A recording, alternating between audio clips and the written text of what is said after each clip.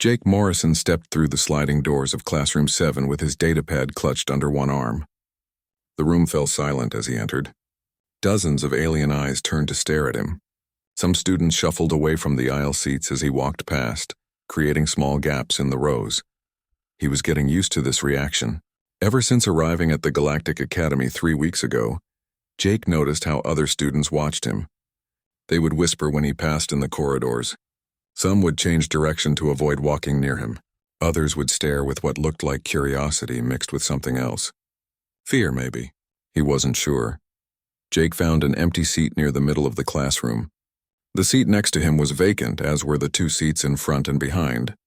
A small rabbit-like creature with large ears sat 3 seats away. She had soft gray fur and wore the standard academy uniform. Her ears twitched nervously as Jake settled into his chair. The classroom itself was interesting. It was circular, with seats arranged in tiers that looked down at a central platform.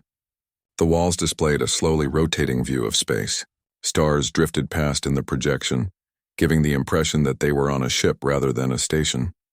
More students filed in over the next few minutes. Jake recognized some species from his orientation materials. There were the Bravaxians, large creatures covered in thick armor plates. They moved slowly but deliberately, their heavy feet making soft thuds on the floor. A group of insect-like beings clustered together in one section, their antennae waving as they communicated in clicks and chirps. Near the front, several feline creatures lounged in their seats. They had sleek fur, sharp eyes, and an air of confidence. One of them glanced back at Jake and held his gaze for a moment before turning away. Jake noticed the creature's pupils had narrowed to slits. The door slid shut with a soft hiss. A moment later, the instructor entered through a side entrance. She was tall and insectoid with 6 limbs and a hard exoskeleton that gleamed under the lights. Her compound eyes scanned the room as she moved to the central platform. "Welcome to Predator Evasion 101, she said.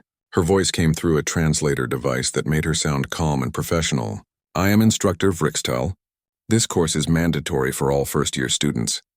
Over the next semester, you will learn essential survival skills." Jake pulled up his datapad and prepared to take notes. This was exactly the kind of practical course he had hoped to find at the academy.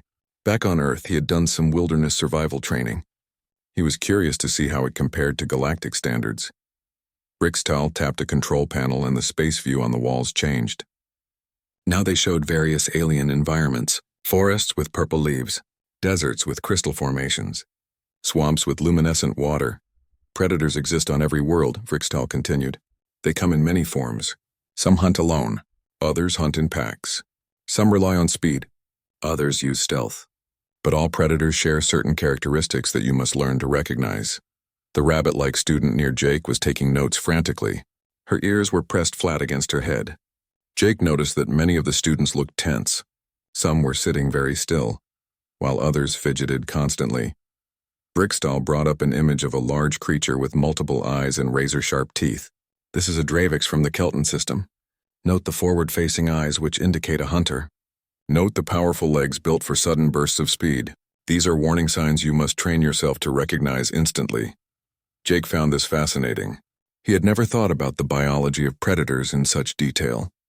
On Earth, humans learned about dangerous animals, but it was usually in the context of which ones to avoid in specific regions. This seemed more comprehensive. "Your survival depends on 3 core principles," Vrixtal said, holding up 3 of her limbs: recognition, reaction, and evasion. "First, you must recognize the predator. Second, you must react appropriately to the threat level. Third, you must evade using the proper technique for your species and the situation." She pulled up another image, this one showing various escape patterns: zigzag lines, spiral patterns, straight dashes with sudden stops. Different evasion techniques work for different body types and predator species. Smaller beings may use rapid direction changes. Larger beings may use obstacles for cover. Some species have natural camouflage. Others have speed. You must learn to use your natural advantages. Jake raised his hand. Vrixtal's antennae twitched as she noticed him. "Yes, the human student." "I have a question," Jake said. Several students turned to look at him again. "Which predator are we supposed to be escaping from?" The room became absolutely silent. Even the soft humming of the environmental systems seemed to fade. Vrixtal's mandibles clicked together several times, a sound the translator didn't interpret. The rabbit-like student next to Jake turned to stare at him with wide eyes. "All of them," she whispered urgently. "Any predator." Jake looked at her, confused. "But they all hunt differently, right? Wouldn't we need specific techniques for specific predators? I mean, what works on a pack hunter wouldn't work on an ambush predator." More students were staring now. One of the armored Bravaxians made a low rumbling sound. The feline creatures in the front had all turned around, their tails swishing. Vrixtal slowly lowered her limbs. "The human raises an interesting point," she said carefully. "However, the purpose of this course is to teach universal evasion principles, principles that work regardless of the specific predator." "But that seems inefficient," Jake said, genuinely puzzled. "If you know what kind of predator you're dealing with, you could use targeted strategies.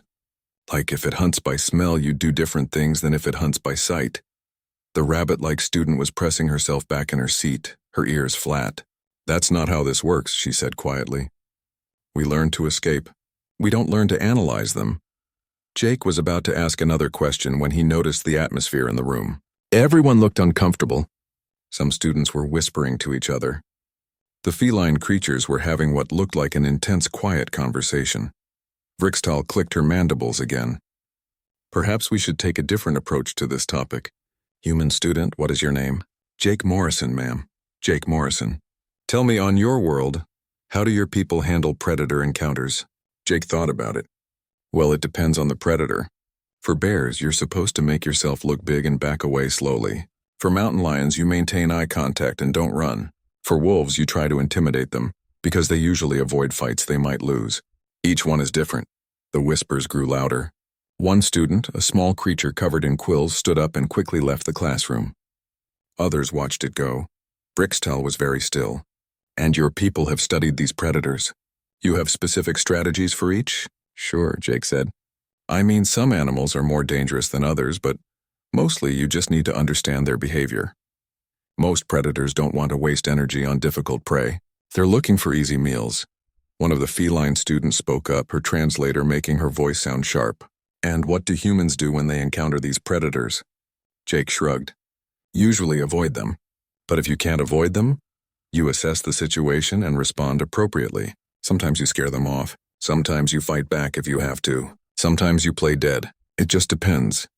The room erupted in a chaos of whispers, clicks, and various alien sounds of distress. Vrixtal raised several limbs for silence. It took almost a minute for the noise to die down. "This is most unusual," Vrixtal said finally. "Jake Morrison, I am assigning you a role in our practical exercise next class. You will participate in a simulation. I believe this will be educational for everyone." Jake nodded, not understanding why everyone seemed so shocked. "Sure, I'd be happy to help." As the class continued, he couldn't shake the feeling that he had said something very wrong. But what? He had just asked a simple question about which predator they were escaping from. It seemed like a reasonable thing to ask. The rabbit-like student leaned over slightly. "My name is Lisa," she whispered. "And you should know something. Most of us in this room are prey species. We take this class to learn how to not get eaten." Jake blinked. "Eaten, but this is an academy. Surely nobody is eating anyone here?" Lisa's ears twitched. "Not here, no. But in the galaxy, there are predators and there are prey. That's just how it is. And you just asked which predator to escape from, like you could choose to fight any of them." "I didn't say fight," Jake protested. "I just meant that different predators need different strategies." "That's what scares them," Lisa said quietly. "You think about predators like they're just another problem to solve." Jake wanted to ask more, but Vrixtal had resumed the lecture. He took notes, but his mind kept wandering back to Lisa's words. He looked around the room again, seeing it differently now. The nervous prey species, the confident predator species, and himself, apparently not fitting into either category. For the first time since arriving at the academy, Jake wondered if humanity's place in the galaxy was more complicated than he had imagined. The simulation room was much larger than Jake had expected. It occupied an entire deck of the station, with walls that stretched up at least 3 stories high. Students filed into the observation deck that wrapped around the room like a balcony. Jake noticed that there were far more observers than usual. Word had apparently spread about today's exercise. Vrixtal stood at the control panel, her 6 limbs moving across the interface with practiced efficiency. Today we will observe proper evasion techniques in a controlled environment, she announced. Her voice echoed through the speakers. Several volunteers will demonstrate the principles we discussed in our last session. Jake stood with the other volunteers in a ready area beside the simulation floor. Lisa was there looking nervous. So was Korth, one of the large armored Bravaxians. A small creature named Pip with poisonous quills waited quietly in the corner. And there was Zin, one of the feline predators from the front row. I still don't understand why there are predator species in an evasion class, Jake said to Lisa. She looked at him with those large eyes. They need to learn too. Sometimes they're prey to bigger predators, and they need to understand evasion techniques for security work. That made sense, Jake supposed. Even predators had things that hunted them. It was all about context. The first volunteer was Pip. The small quilled creature entered the simulation as the environment materialized around them. Vrixtal had created a forest scene with dense undergrowth and tall trees. Somewhere in that forest, a simulated predator waited. The scenario is simple, Vrixtal explained.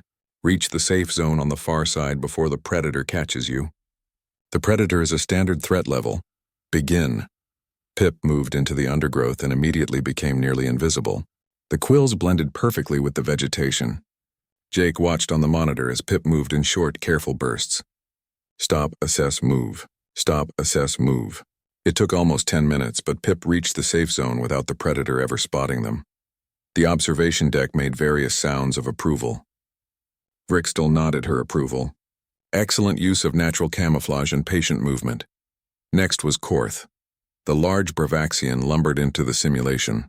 A different predator appeared this time, something quick and aggressive. Korth didn't try to hide or run. Instead, he moved to a position between two large trees where the predator couldn't circle him. When the predator attacked, it bounced off Korth's thick armor. After 3 failed attempts, the simulated predator gave up and wandered away. Korth walked calmly to the safe zone. Good use of environmental positioning and natural defenses, Vrixtal said. Lisa went next. Jake watched as she entered the forest simulation. Her large ears swiveled constantly, tracking every sound. The predator was a stalker this time, moving quietly through the brush. But Lisa heard it coming long before it got close. She used a zigzag pattern, changing direction at random intervals. The predator couldn't predict her movement. She reached the safe zone in less than 5 minutes. The observation deck was full of approving clicks and whistles. Prey species, Jake realized, watching one of their own succeed. Then Vrixtal called his name. Jake Morrison, please enter the simulation. Jake walked onto the simulation floor. The forest materialized around him and he found himself standing in a small clearing. The air smelled like earth and vegetation. Though he knew it was all artificial, somewhere in these trees a predator was hunting him. He stood still for a moment, listening.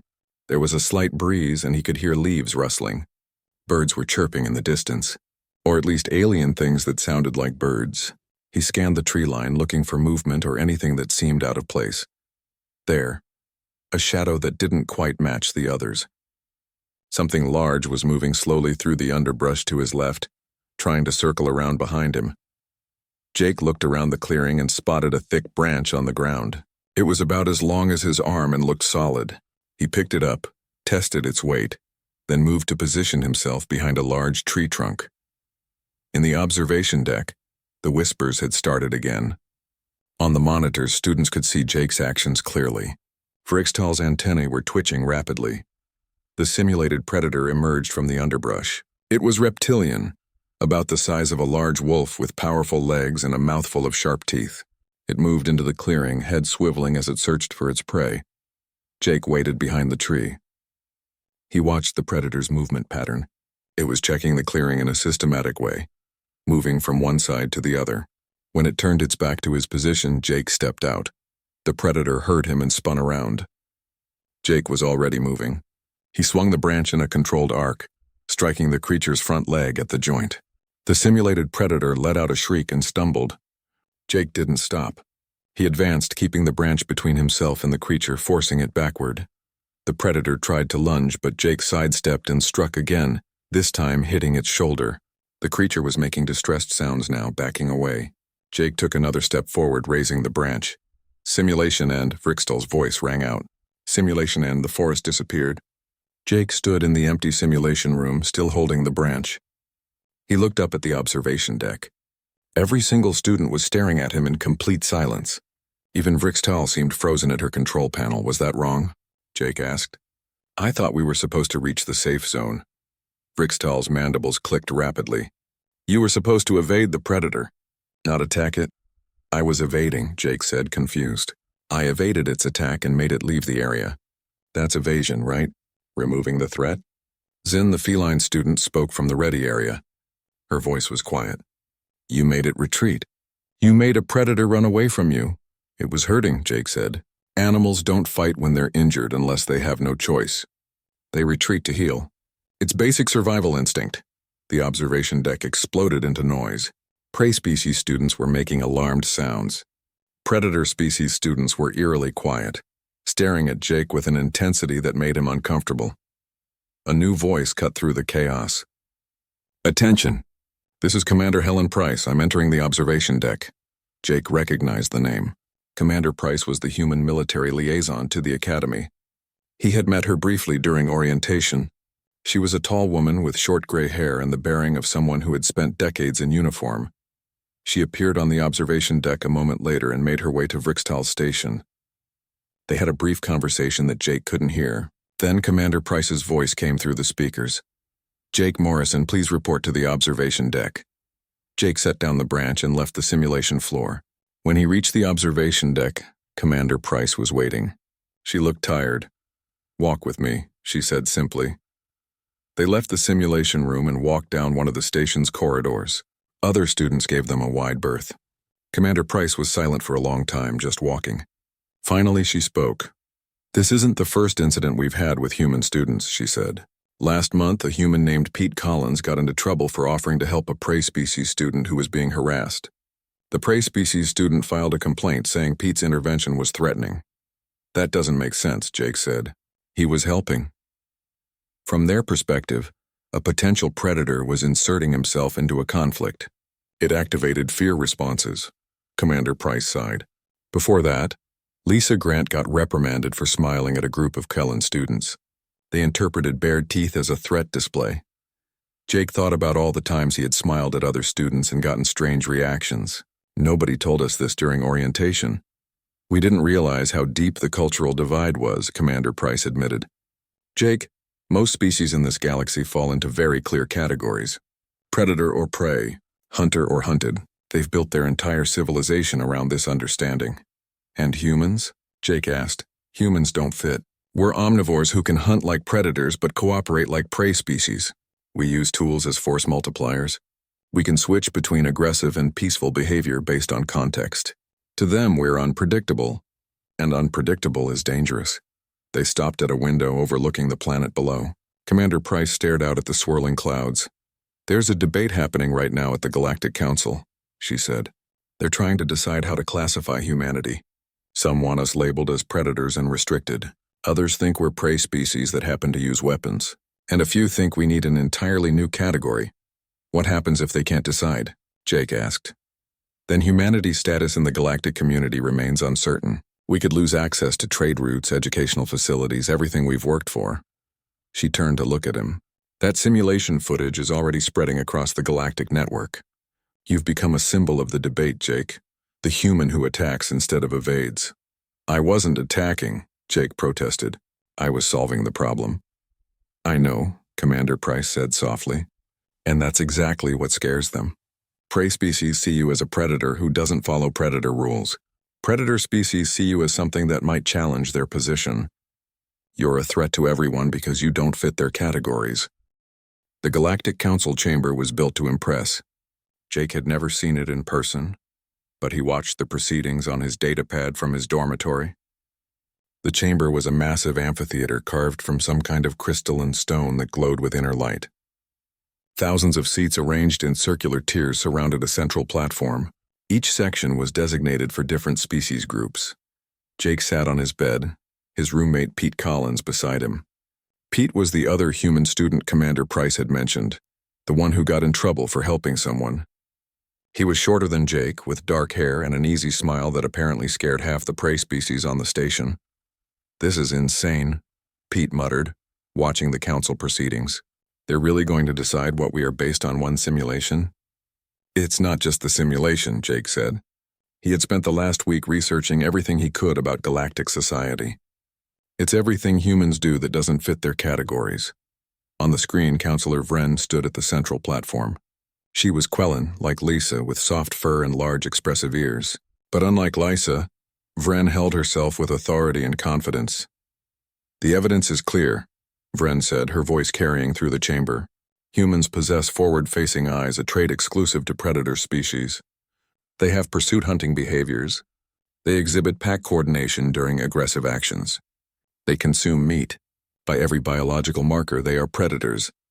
A murmur ran through the prey species sections. Many were nodding in agreement. Therefore, Vren continued, I propose that humans be classified as Category 3 predators and subject to standard monitoring and restrictions. This protects the majority of galactic citizens while still allowing humans limited participation in council affairs. Category 3, Jake had learned, meant restricted access to certain areas, mandatory tracking, and exclusion from most prey species spaces. It would effectively isolate humans from 70% of the galaxy. High Commander Draxus stood next. He was Kronthian, a massive reptilian being covered in dark scales. His species was apex predators, sitting at the top of the food chain on their world. He moved to the platform with the confident stride of something that had never been prey. Counselor Vren's analysis is incomplete, Draxus said, his deep voice rumbling.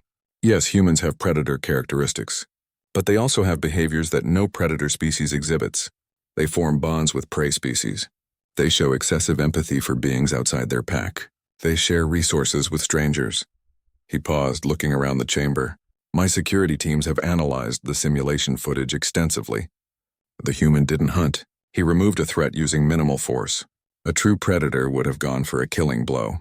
A true predator would have seen prey, not a problem to solve. This caused a different murmur, this time from the predator sections. They sounded uncertain.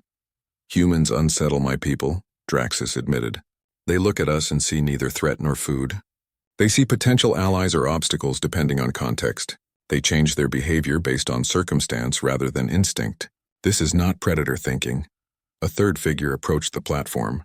Quex was Zenthari, like Instructor Vrixtal with an insectoid body and multiple limbs. But Quex was older, his carapace showing wear and age. He was known as a philosopher, one of the Council's deep thinkers. Perhaps, Quex said slowly, we are asking the wrong question. We assume humans must be predator or prey, because every other species we have encountered falls into these categories. But why? He activated a holographic display showing various species' evolutionary trees. Every world we know follows similar patterns. Predators evolve to hunt, prey evolves to escape. This creates a balance. But what if a world evolved differently? The display changed to show Earth. Images flashed past, humans hunting mammoths, humans fleeing from cave lions, humans working together to bring down prey, humans hiding from predators. Earth had multiple apex predators, Quex explained. Humans competed with other hunters for resources. They were both predator and prey simultaneously. This created unique evolutionary pressure. They needed predator skills to hunt and prey skills to survive. They developed both. Dr. K. Foster appeared on the screen, transmitting from Earth. Jake had met her during a video call last week. She was a xenobiologist who specialized in comparative evolution.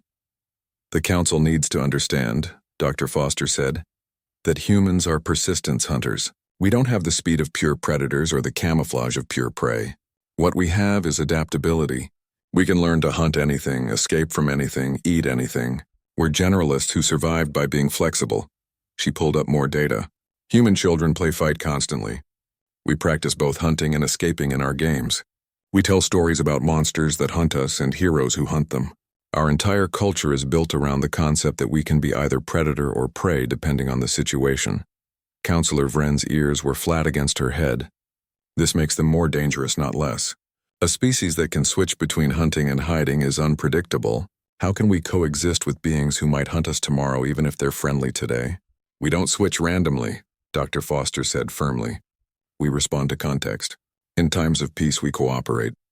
In times of threat, we defend. This isn't unusual behavior. It's practical. High Commander Draxus spoke again. The question isn't whether humans are dangerous. Every species is dangerous in the right circumstances. The question is whether they can coexist with the established order. The debate continued for hours. Jake and Pete watched as various council members offered opinions. Some prey species wanted humans banned entirely. Some predator species wanted humans recruited for military purposes. A few voices argued for acceptance without classification. Jake's datapad chimed. A message from Lisa appeared. "Are you watching this?" "Yes," he typed back. "It's strange watching people decide what I am. How do you feel about it?" Lisa asked. Jake thought about that. Confused. "On Earth, we're just people. We don't think of ourselves as predators or prey. We're just trying to live our lives." There was a long pause before Lisa responded. "That's what scares us, I think.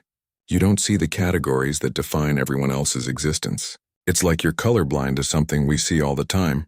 That was an interesting way to put it. Jake had never thought about it like that. To most species, the predator-prey divide was as obvious as colors.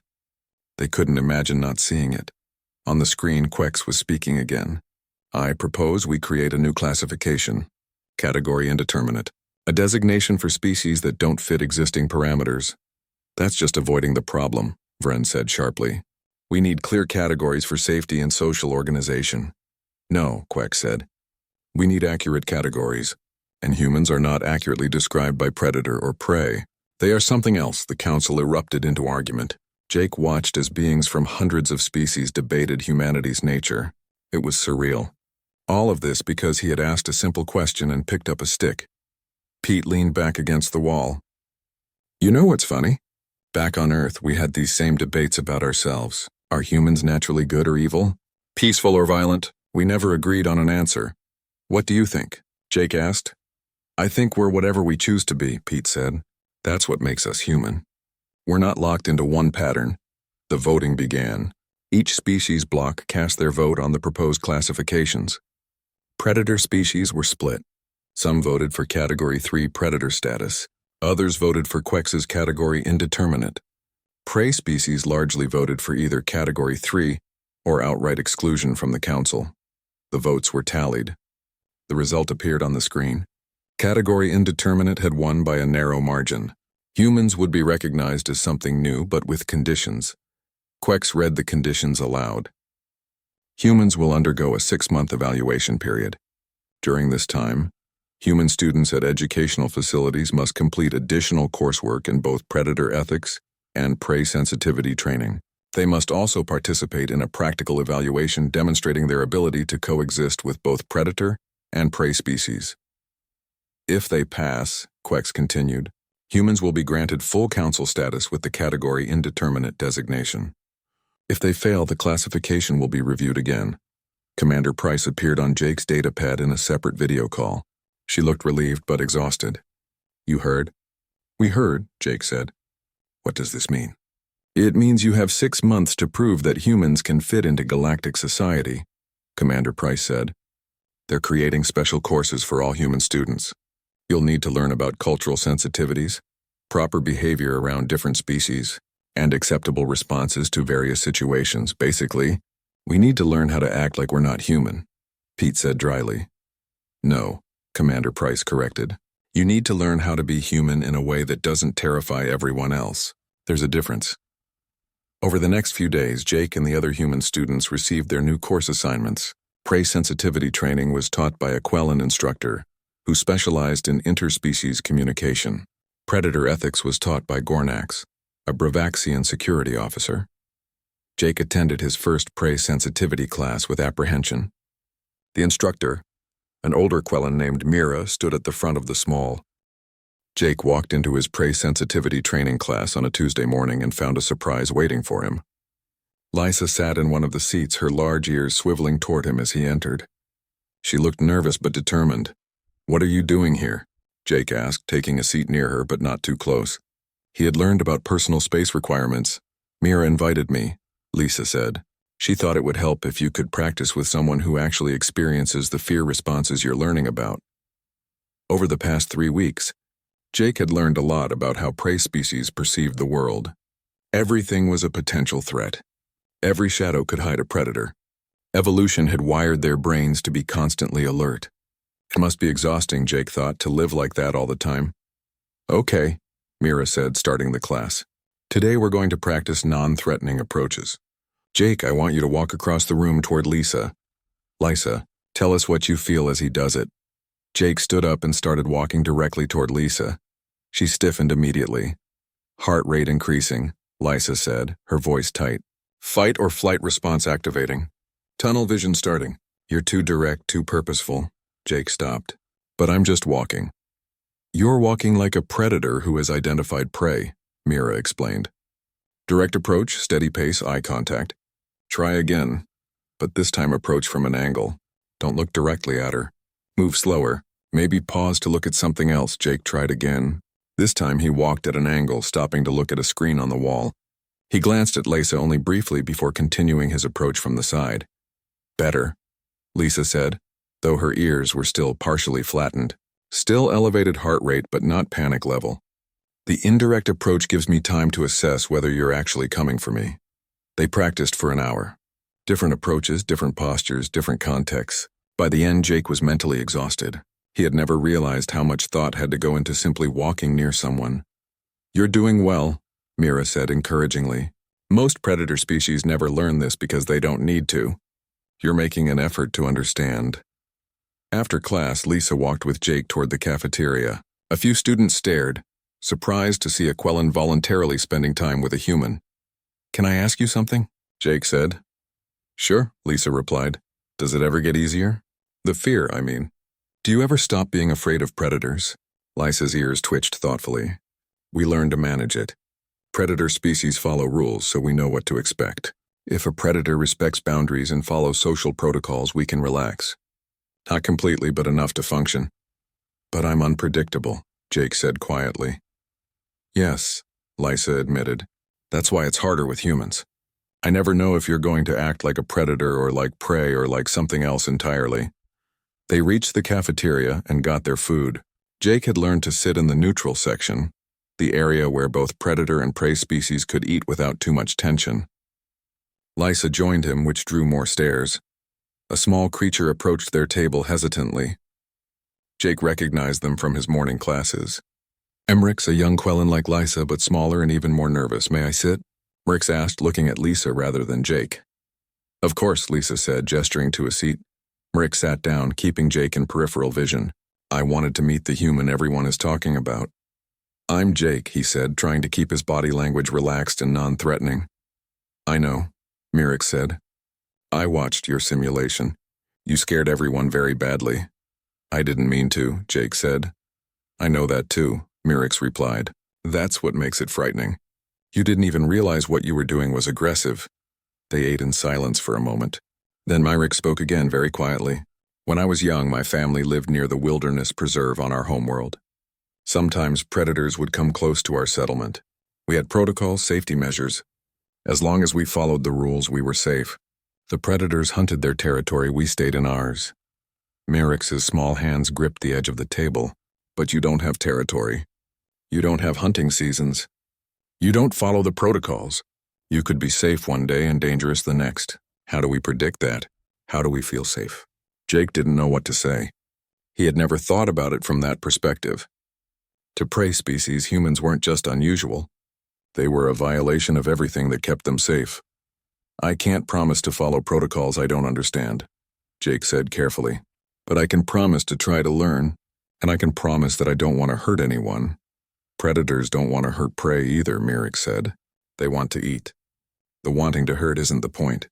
The danger is the point. Before Jake could respond, a commotion started near the entrance. 3 Felroxy students, the feline predator species, were having a loud conversation. One of them was Zin from Jake's Evasion class. Zin noticed Jake and walked over. Lysa and Murix both tensed. Zin's tail swished as she looked down at the group. Human, Zin said. We need to talk. Jake stood up slowly, aware that every eye in the cafeteria was watching. Okay, here or somewhere else? Zin seemed surprised by the question. Here is fine. I wanted to invite you to training exercises. Predator species combat practice. The cafeteria got very quiet. Why? Jake asked. Zin's ears flicked. Because you fight interestingly. Not like prey, not like predators. My pack wants to study your techniques. I'm not sure that's a good idea, Jake said. I'm supposed to be learning to be less threatening, not more. You can't be less than what you are, Zin said. You're a fighter. Denying it won't change it. Better to acknowledge and control it. There was a logic to that, Jake supposed, but he could feel Lysa and Murik's radiating anxiety beside him. Let me think about it, Jake said. Zin nodded and walked away. The cafeteria slowly returned to normal noise levels, though people kept glancing at Jake's table. See? Murix whispered. Predators recognize you as one of them. That's what we're afraid of. Jake sat back down, feeling the weight of that statement. The next class was Predator Ethics with Gornax. Maybe he would have some insight. The ethics classroom was different from the prey sensitivity room. It was larger. With higher ceilings and reinforced furniture, Gornax stood at the front, massive and imposing. Today we discuss restraint, Gornax said. Predator species are powerful. We could dominate through force. But we don't. Why? One of the other students, a draconian named Thex, answered. Because it would disrupt society. Prey species outnumber us. If they feared us too much, cooperation would be impossible. Correct, Gornax said. We show restraint not from weakness, but from wisdom. We follow rules that seem to limit us because those rules actually benefit us. He turned to Jake. Humans struggle with this concept. You see rules as suggestions, not absolutes. You break them when you think the situation requires it. Because sometimes the rules don't make sense, Jake said. To you, Gornax corrected. To us, the rules are what prevent chaos. When you broke protocol in the simulation, you didn't just defeat a predator. You challenged the entire concept of how predators and prey interact. Jake thought about that. So I'm supposed to let a predator win just because that's how things are done? You're supposed to understand that when you don't follow the expected patterns, you create fear and uncertainty, Gornax said. Not just for prey species. For predator species, too. We wonder if you're a threat to our position. We wonder if other species will start acting like you. That evening, Jake met with Pete and the other human students. Lisa Grant, who studied xenopsychology, had the most insight into their situation. We're caught between two worlds, Lisa explained. Prey species want us to be predictable and non-threatening. Predator species want us to follow hierarchy and rules, but neither really fits how humans operate. So what do? Pete asked. We show them there's a third option, Lisa said. We prove that cooperation doesn't require fitting into their categories. The practical evaluation is our chance. Jake had received his team assignment for the evaluation. He would be working with Lysa, Zin, Memrix, and Korth. A perfect mix of prey and predator species with him as the wild card in the middle. They had 2 weeks to prepare. Jake spent those weeks talking to each team member individually, learning their strengths and fears. Lysa's hearing was exceptional. Zin's hunting instincts were sharp. Mimrix was small enough to fit through tight spaces. Korth was incredibly strong and durable. The night before the evaluation, Jake couldn't sleep. He thought about everything he had learned over the past months. The galaxy had spent millions of years building a social system around predator-prey dynamics. And now humans were asking them to consider something different, not predator, not prey, something that could understand both. He thought about Mrix's words in the cafeteria. How do we feel safe? That was the real question, wasn't it? Not whether humans were dangerous, but whether they could be trusted. The evaluation would answer that question. Not just for Jake and his team, but for all of humanity's place in the galaxy. Jake finally fell asleep thinking about his team. 5 beings who should never work together according to everything the galaxy understood about social dynamics. 1 human, 2 prey species, 1 predator, and 1 heavily defended herbivore. It was either going to prove humans could bridge impossible gaps, or it was going to be a disaster. Tomorrow would tell. The evaluation chamber was even larger than the simulation room where Jake had first caused the controversy. This wasn't just a test for students. The observation decks were packed with council members, military officials, and representatives from dozens of species. News feeds were broadcasting the evaluation across the galaxy. Jake stood with his team in the ready area. Lisa looked nervous, her ears flat. Zin paced like a caged cat. Rix was trembling slightly. Korth stood very still, his armored body tense. They hadn't even started yet, and the team already looked like they were falling apart. Listen, Jake said quietly, gathering them close. I know this is uncomfortable. I know we all have different instincts and different ways of seeing the world, but we're not being tested on whether we can ignore those differences. We're being tested on whether we can work together despite them. Easy for you to say, Zin muttered. You don't have millions of years of evolution screaming at you to either hunt or hide. No, Jake agreed. But I do have everyone watching to see if my entire species deserves to be here. So I'm a little nervous too. Lisa's ears lifted slightly. What's the plan? The plan is to listen to each other, Jake said. You all have abilities I don't have. I'm not here to lead. I'm here to coordinate. Vrixtal's voice echoed through the speakers. Team 5, please enter the evaluation chamber. The environment materialized around them.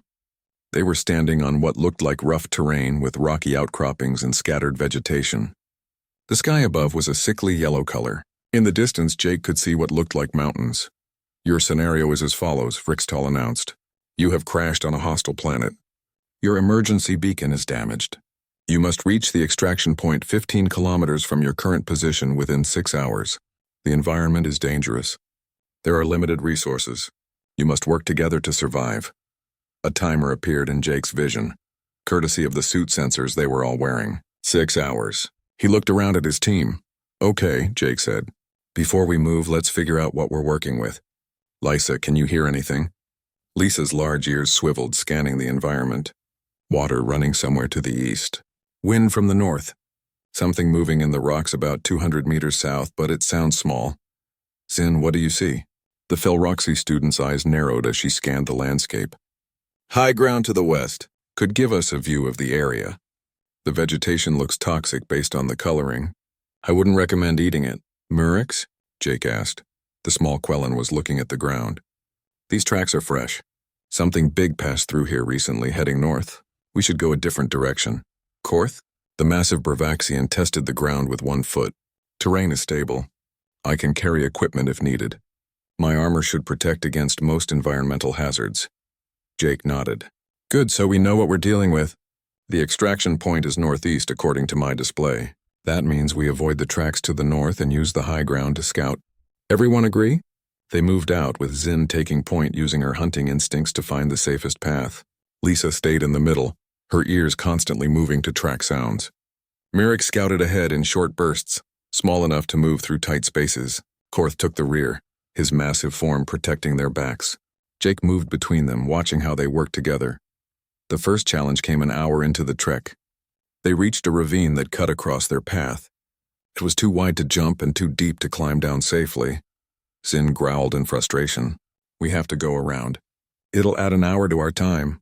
Wait, Murex said. I can see a narrow spot downstream. But it's too narrow for Korth. Then we split up, Zin said immediately. The small ones cross there, the large ones go around. No, Jake said. The word came out more forcefully than he intended. Everyone looked at him. Sorry, I mean splitting up is dangerous. We're stronger together. Then what do you suggest? Zin demanded. Jake looked at the ravine, then at Korth. An idea was forming. Korth, how strong are you? Very, the Bravaxian rumbled. Can you move that boulder? Jake pointed to a large rock near the edge of the ravine. Korth examined it, then positioned himself and pushed. The boulder moved slowly, then faster until it tumbled into the ravine. It wedged itself between the walls, creating a bridge. It's not stable enough for Korth, Lisa said, studying the boulder. Korth goes around, Jake said. The rest of us cross here. Korth meets us on the other side. We save 40 minutes and stay close enough to support each other if something goes wrong. Zin looked surprised. That's actually a good compromise. They executed the plan. Jake went first across the boulder bridge, testing its stability. Then Lisa, her light frame barely shifting the rock. Murex scurried across easily. Zin leaped across with feline grace. Meanwhile, Korth took a longer but safer route around the ravine's edge. They met up 15 minutes later, having saved significant time. The second challenge was more serious. They found a cache of supplies, just like the scenario promised. Food, water, and medical supplies. But there was only enough for 3 beings, maybe 4 if they rationed carefully. I don't need much, Murex said immediately. My metabolism is slow. Give my share to the others. No, Zin said. Predators eat first. That's the rule. Korth and I take full shares. The rest of you split what's left. Lisa's ears went flat. This was exactly the kind of hierarchy conflict that made prey species fear predators. In the observation deck, Jake knew people were watching to see how this played out. Here's what we're going to do, Jake said. We calculate how much each of us needs based on body mass, metabolic rate, and the role we're playing in the team. Lysa's using energy constantly with her hearing. She needs more than her size suggests. Emmerich is doing high-energy scouting. Korth is carrying extra weight. Zin is navigating, which takes focus and energy. And I'm coordinating, which is mentally draining but not physically intensive. He started dividing the supplies. We ration based on need, not hierarchy or species. We're a team. Teams don't have members that are more important than others. Zin looked like she wanted to argue, but then her ears flicked. This is very strange. But I suppose it's logical. They ate quickly and continued. The terrain got rougher. Lysa detected movement behind them. Something was following. How big? Jake asked. Big, Lysa said, her ears swiveling. And there's more than one. Zin's predator instincts kicked in. We fight. We run, Lisa said, panic edging into her voice. We do neither, Jake said. Not yet. Oryx, scout ahead. Find me a defensible position. Korth, how long can you hold against multiple attackers? Minutes, not hours, Korth rumbled. That's all we need. Lysa, keep tracking them. Tell me when they get close. Zin, I need you to think like prey right now, not predator. How would you escape if you were being hunted? Zin's expression was complicated, but she answered. Use terrain. Break line of sight. Create confusion about which direction you went. Exactly, Jake said. Myrix returned, pointing to a cluster of rocks ahead. There's a passage through those formations, narrow enough that large creatures would have to go around. The plan came together in Jake's mind. We go through the rocks. Korth stays at the entrance, blocks it with his body. Makes it look like we're defending. While they focus on him, we come out the other side and circle around. By the time they realize we're not there, we're long gone. That's deception, Zin said. That's prey thinking. That's smart thinking, Jake corrected. Predators can use it too. They executed the plan. Korth positioned himself at the narrow entrance, making enough noise to draw attention. The pursuing creatures, whatever they were in the simulation, focused on him. Meanwhile, Jake led the others through the passage and around the rock formation. They were a kilometer away before the simulated predators realized they'd been tricked. The final stretch to the extraction point was tense but manageable.